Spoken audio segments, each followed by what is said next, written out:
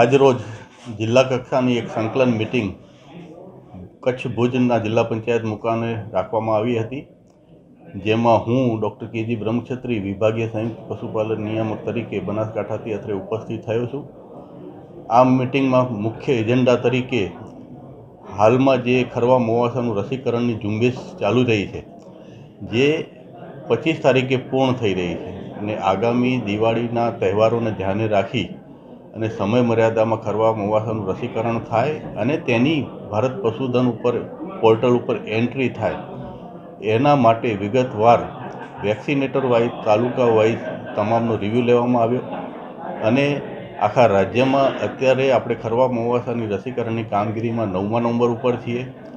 હજી પણ ઝડપથી સમય મર્યાદામાં કામગીરી પૂર્ણ થાય એના માટે તમામ તાલુકા પશુ ચિકિત્સા અધિકારીશ્રીનો રિવ્યૂ લેવામાં આવ્યો હતો। આ ઉપરાંત બીજી એક મહત્ત્વની રાજ્ય સરકારની જે યોજના છે ફર્ટિલિટી ઇમ્પ્રુવમેન્ટ પ્રોગ્રામ FIP, એમાં જે જિલ્લાને 250નો લક્ષ્યાંક આપવામાં આવ્યો છે, એમાં અલગ અલગ એજન્સી જેવી કે જિલ્લા પંચાયત, ઘનિષ્ઠ પશુ સુધારણા યોજના, સરહદ ડેરી,